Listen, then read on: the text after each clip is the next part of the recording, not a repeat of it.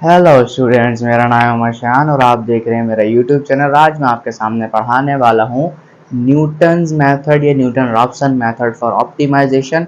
आज हम क्या करेंगे कि न्यूटन रॉप्सन या न्यूटन्स मेथड को यूज़ करके by the help of iterations अपने फंक्शंस को मिनिमाइज या मैक्सिमाइज करने की कोशिश करेंगे। बेसिकली न्यूटन रॉप्सन मेथड हम न्यूमेरिकल एनालिसिस में भी पढ़ते हैं। वहाँ पर न्यूटन रॉप्सन मेथड क्या करता है, बेसिकली हमारी जो है वो non linear type of the equations को इटरेटिवली सॉल्व करता है और काफ़ी ज़्यादा फास्ट कन्वर्जेंस के साथ न्यूमेरिकल आंसर हमें प्रोवाइड करता है। तो यहाँ पर ये सोचने वाली बात है कि ऑप्टिमल सॉल्यूशंस भी कैसे निकाल के दे सकता है। तो आइए बात करते हैं। सबसे पहले हमें ये बात मालूम है कि what is the Newton Raphson method, क्योंकि हम बच्चे तो हैं, हमें पता होना चाहिए कि न्यूटन रॉप्सन मेथड बेसिकली क्या होता है बेटा। X n plus one xn minus f of xn and f derivative of xn। ये फॉर्मूला हमने पढ़ा था to find the real value solutions of the nonlinear type of the equations. तो ये हमने पढ़ लिया था न्यूटन रॉप्सन मेथड में। लेकिन हम अब ये मैंने बात करता हूँ, ये है फॉर इक्वेशंस। ये सब क्या किसके लिए था? इक्वेशंस के लिए था। अब जो मैं बात करने जा रहा हूँ वो थोड़ी सी डिफरेंट होगी, लेकिन यहां तक लिखेंगे फिर हम आगे चलेंगे। तो आइए स्टूडेंट्स बात करते हैं कि हमने ये वाला जो फॉर्मूला पढ़ रखा था वो इक्वेशंस के लिए पढ़ रखा था। अब ऑप्टिमाइजेशन के लिए हम ऐसा क्या करें कि ऑप्टिमल सॉल्यूशंस भी हमें ये फाइंड करके दे। तो बात समझ में आने वाली है, क्योंकि हमने जब इसको ड्राइव किया था तो इसमें हमने काफ़ी ज़्यादा जो है वो डिफ्रेंसिएशन का इस्तेमाल किया था by the help of graph, काफ़ी सारी चीज़ें देखी थी। लेकिन अब मैं यहाँ बात करता हूँ बाय टाइलर एक्सपांशन। क्या आप अपने फंक्शन को कैसा लिख सकते हो? बाय टाइलर एक्सपांशन आप अपने फंक्शन को कैसे लिख सकते हो? मैंने कहा f of x is approximatedly equal to f of x n और आगे plus f derivative of x n, इसके साथ एक्स माइनस एक्स एन, और एक और टर्म अपन यहाँ लिख सकते हैं 1/2 एक्स माइनस एक्स एन का square and f double derivative of x n and so on. तो ये जो मैंने जो सीरीज लिखी है टाइलर एक्सपांशन है, और मैं अपने फंक्शन को इस तरह अप्रोक्सीमेट करके लिख सकता हूँ। ठीक है, अब मैं बात करता हूँ कि मैंने कहा इसकी ज्यादा टर्म्स के बारे में हम डिस्कशन नहीं करेंगे, क्योंकि उसमें जितनी भी जो है वो ज्यादातर न्यूटन रॉप्सन में हम जाते हैं तो उसका एरर काफी ज्यादा, मतलब एक क्वाड्रेटिकली कन्वर्ज होता है, तो ज्यादा टर्म्स हमें यहाँ पर नहीं लेनी। थोड़ी सी टर्म की बात करते हैं। मैंने कहा आपका फंक्शन जो है वो अप्रोक्सीमेट होगा तकरीबन f of x n plus f derivative of x n and x minus x n. मैं यहाँ तक अपने फंक्शन को रोक देता हूँ। यहाँ पर मैंने क्या बोला, ये फंक्शन इसके बराबर था, लेकिन मैंने टर्म्स को कैंसिल आउट कर दिया। इसका मतलब क्या, वही अप्रोक्सीमेटेडली इसके इक्वल है। ठीक है, अब ये इसके अप्रोक्सीमेटेडली इक्वल है। तो यहाँ पर एक बात समझ आती है कि मान लो कि मेरा फंक्शन ये है और मैं अपनी ऑप्टिमाइजेशन के लिए क्या करता हूँ, मुझे क्रिटिकल पॉइंट फाइंड करने होते हैं। तो क्या करते हैं, मैं एक काम करता हूँ, मैं बोलता हूँ मेरा जो फंक्शन का जो डेरिवेटिव है वो 0 के बराबर होता है। यही काम करता हूँ ना। यही काम करने के बाद मुझे पता चल जाता है। ठीक है, तो अभी मैं यही काम करता हूँ। मैंने कहा इसको मानता हूँ इक्वेशन नंबर ए और इसको डिफरेंशिएट कर देता हूँ। मैंने कहा f derivative of x is approximatedly equal, अभी अब मैं इसको इक्वल कर देता हूँ। मैंने कहा f derivative of x n and plus f double derivative of x n and x minus x n. उम्मीद करता हूँ समझ में आ रहा है।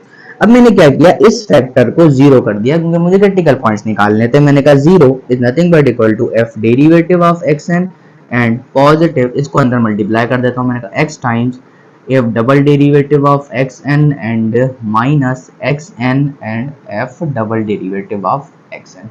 उम्मीद करता हूँ यहाँ तक भी समझ में आ रहा है। अब मैं इस फैक्टर को जरा यहाँ लेकर आ जाता हूँ, या फिर आप कैसे भी निकाल सकते हो, क्योंकि आपको क्या करना होता है, एक्स एन प्लस 1 वाली टर्म अलग करनी थी, मतलब मैं x को अलग कर सकता हूँ। तो यहाँ पर इसको मैं लेकर आता हूँ। मैंने कहा हो जाएगा minus x of f double derivative of x n is nothing but equal to आपका फंक्शन का जो एक्स एन है वो डेरिवेटिव ये वाला, और माइनस का जो एक्स एन के साथ double derivative of x n है वो यहाँ पर लिख देते हैं। अब मैंने कहा माइनस और एफ डबल डेरिवेटिव वाले फंक्शन को नीचे डिवाइड करवाते हैं, तो x आपके पास निकल कर आ जाएगा यहाँ पर x n minus f derivative of xn and divided by f double derivative of xn. So that is called the formula of the Newton's method for optimization, क्योंकि मैंने with the help of derivative equal to 0 रखकर अपने optimal points निकालने की कोशिश की थी function में से, तो मेरे पास जो x वाली चीज आई, तो this that is called the Newton's formula for the optimization. अब ऑप्टिमाइजेशन को हम इसमें इस्तेमाल करेंगे। अब यहाँ पर इसकी सेंसिटिविटी चेक करते हैं। मैंने कहा ये आपके पास जो वो क्वाड्रेटिकली कन्वर्स तो करेगा, लेकिन यहाँ पर जो फंक्शन की रिक्वायरमेंट होगी वो डबल डेरिवेटिव की होगी। इट मींस कि अगर लीनियर फंक्शन होगा तो हम इसकी ऑप्टिमाइजेशन यहाँ से नहीं कर पाएंगे। क्यों? क्योंकि उसका डबल डेरिवेटिव 0 हो जाएगा और हम यहाँ पर बात नहीं कर पाएंगे। हमारे पास जो फंक्शन होना चाहिए वो ट्वाइस डिफरेंशिएबल होना चाहिए, और हमें जो रूट्स चाहिए वो किसके चाहिए होंगे, f dash of x is equal to 0।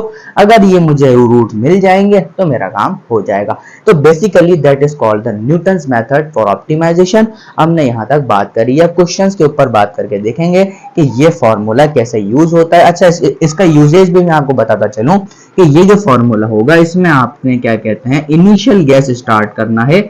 Initial guess start करते करते आपको वो वही वैल्यू फंक्शन में पुट करनी है by the very same method, very same technique to solve the according to the equations, Newton Raphson method.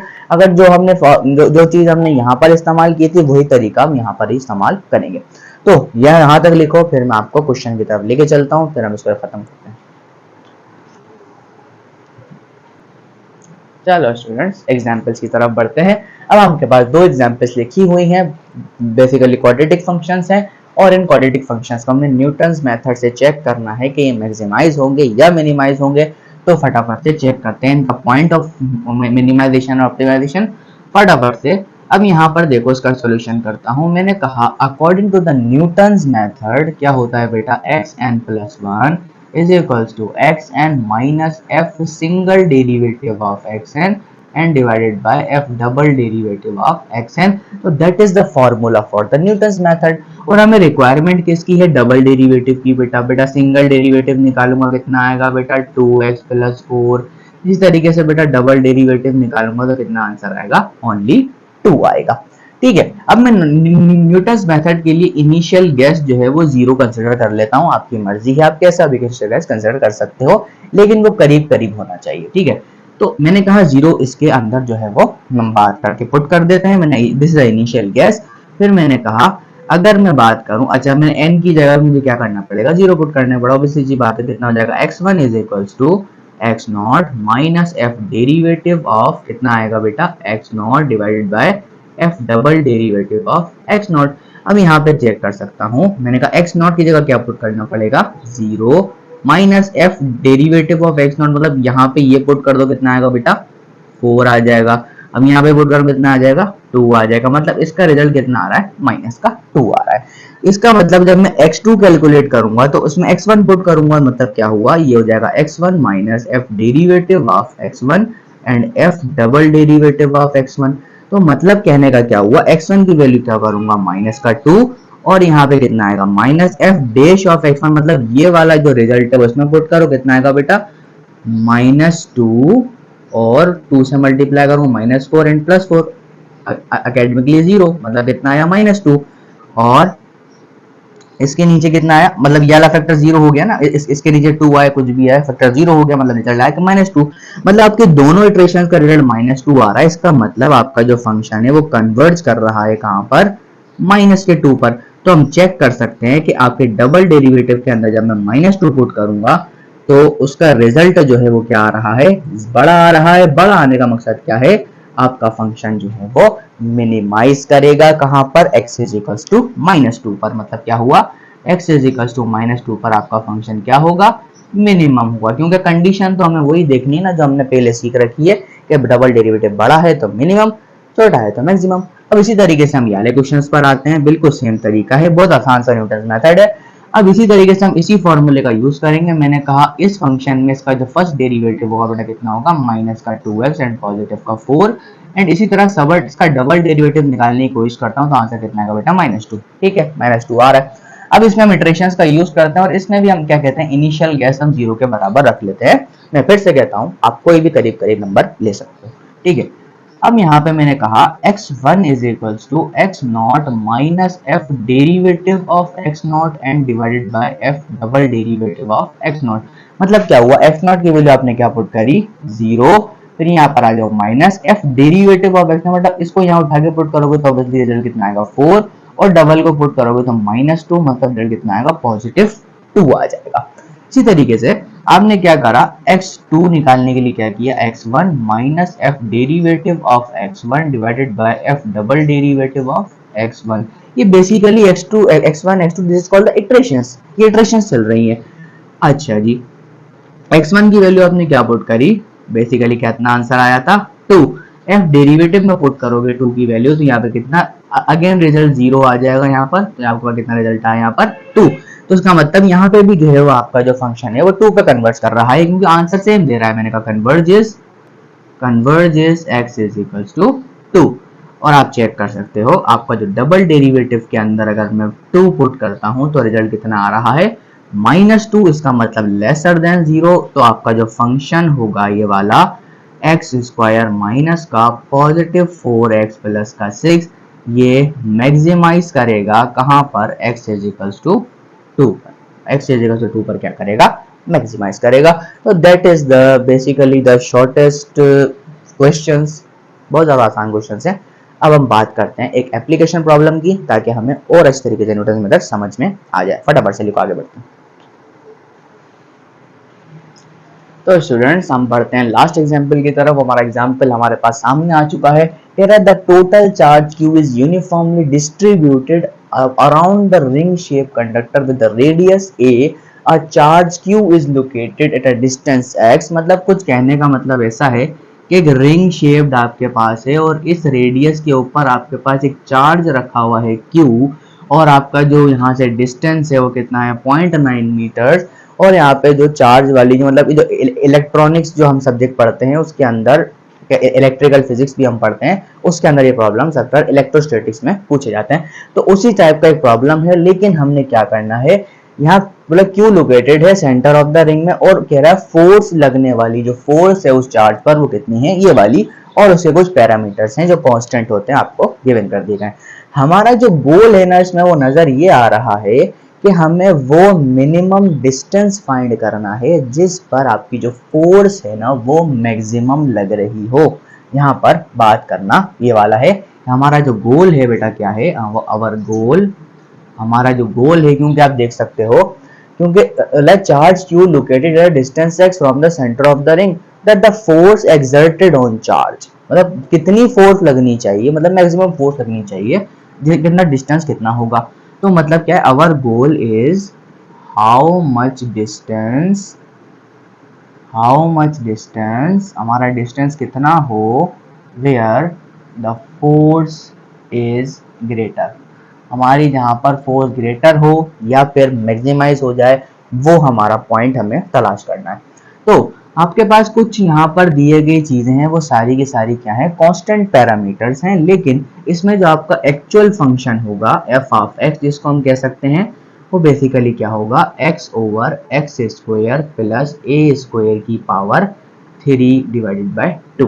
तो आपका ये वाला जो फंक्शन है वो क्या है, बेसिकली डिफरेंशिएबल फंक्शन है। बाकी q 4 pi epsilon naught both are constants, जितने भी हैं सारे के सारे क्या हैं, कांस्टेंट्स हैं। तो हमें क्या चाहिए होता है, इनके डेरिवेटिव्स। तो डेरिवेटिव निकालने की कोशिश करते हैं बाय द क्वोशिएंट रूल। थोड़ा सा टिपिकल क्वेश्चन रहेगा क्योंकि बाय द कैलकुलेशन वैसे आसान है।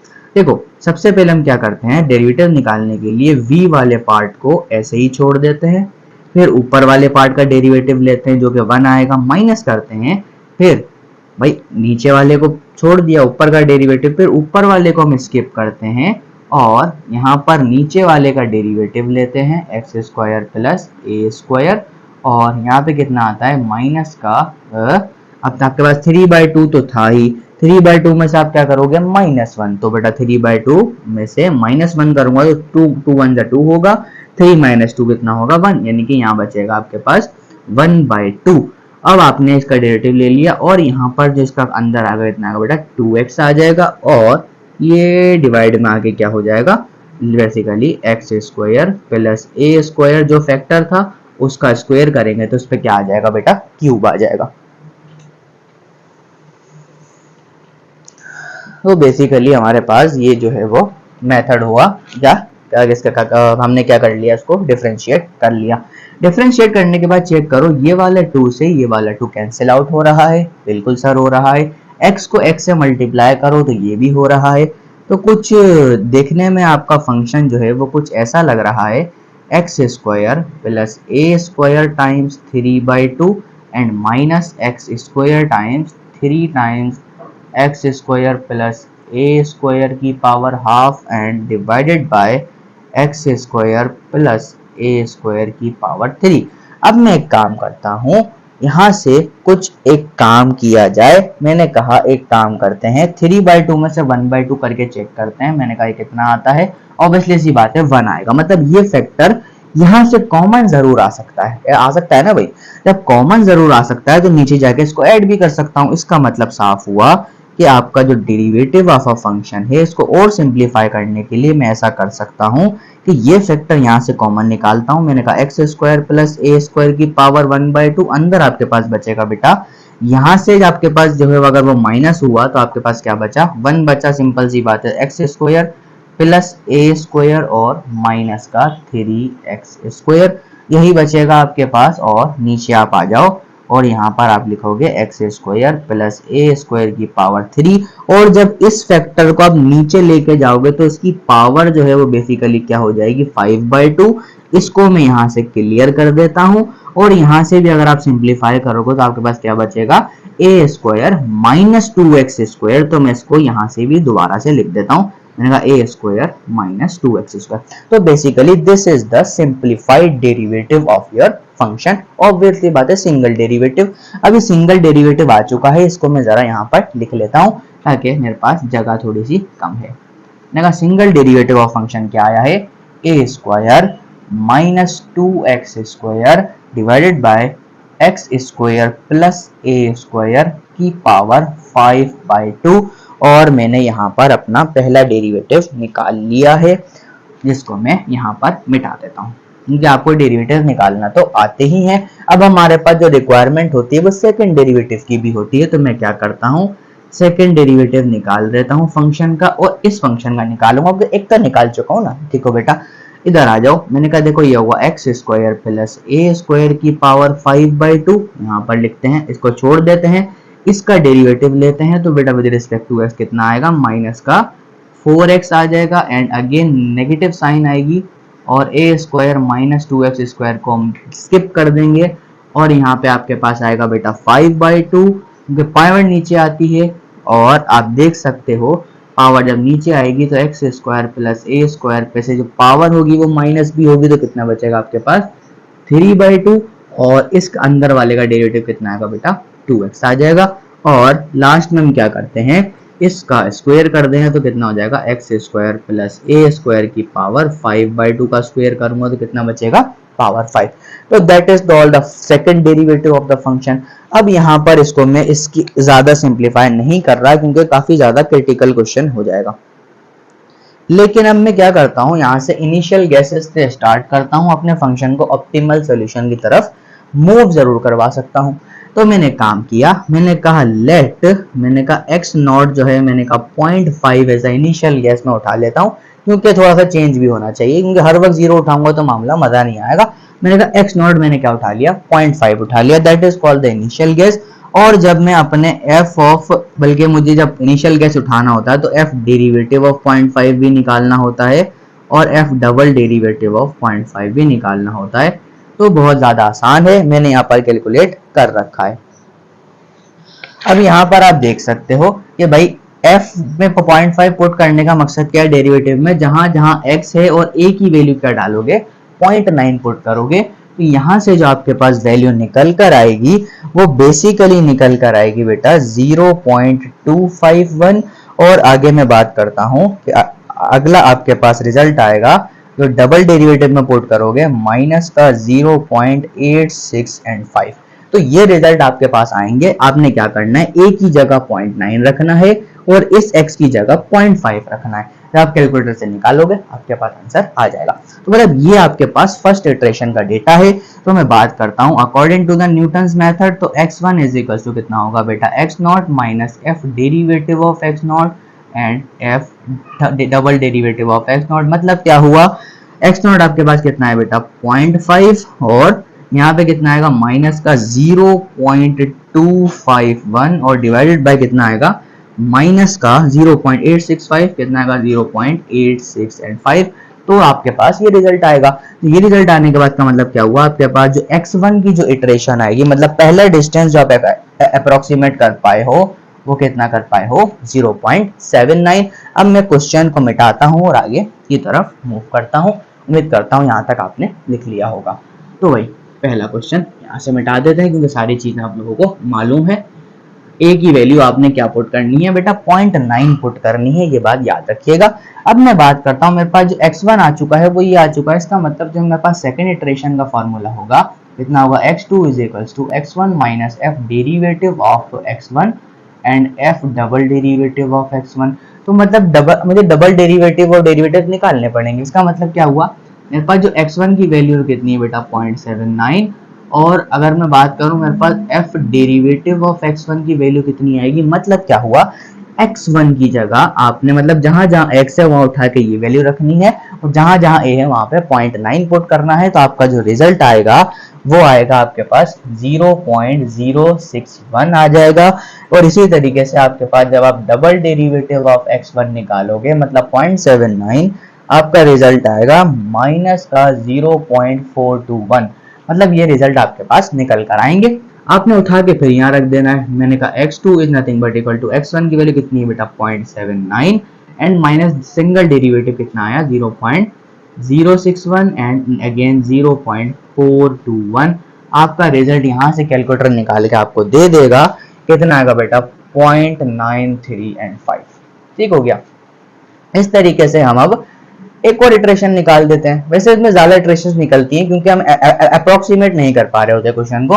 तो एक और थोड़ी सी इटरेशन एक और निकाल लेते हैं यहाँ से। मैंने कहा देखो, मैंने कहा अब आपके पास जो नेक्स्ट इटरेशन आई है, मैंने कहा x2 का जो रिजल्ट आया है वो आया है 0.935। इसका मतलब क्या हुआ, आपने अपने फंक्शन के डेरिवेटिव में क्या निकालना है 0.935, फिर आपने डबल डेरिवेटिव में क्या निकालना है 0.35। इनके रिजल्ट्स भी अगर आप निकाल लो तो अच्छी बात है। तो इनके जो रिजल्ट आएंगे बेटा आपके पास आएंगे 0.012 एंड इसका रिजल्ट आपके पास आएगा 0.312। तो मतलब ये आपके पास अगर रिजल्ट आ रहे हैं तो आप अगली इटरेशंस भी आराम से निकाल सकते हो। वो इटरेशन कैसे निकलेगी, x3 इज इक्वल्स टू, अब देखो x2 की वैल्यू क्या पुट करोगे 0.935 एंड माइनस 0.012 एंड अगेन कितना आएगा 0.312।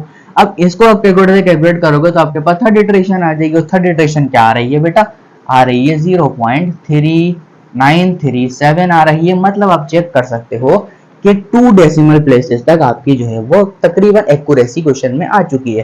तो इसका मतलब क्या होगा, मैं एक बात कह सकता हूं, हमारा जो गोल था वो यहाँ पर तकरीबन मुकम्मल हुआ कि हमारा जो डिस्टेंस x है वो तकरीबन 0.937 मीटर्स होना चाहिए जब हमारी फोर्स जो है वो चार्ज पर मैक्सिमम फोर्स लगाएगी। तो आपका क्वेश्चन यहाँ से by the Newton's method solve हो चुका है।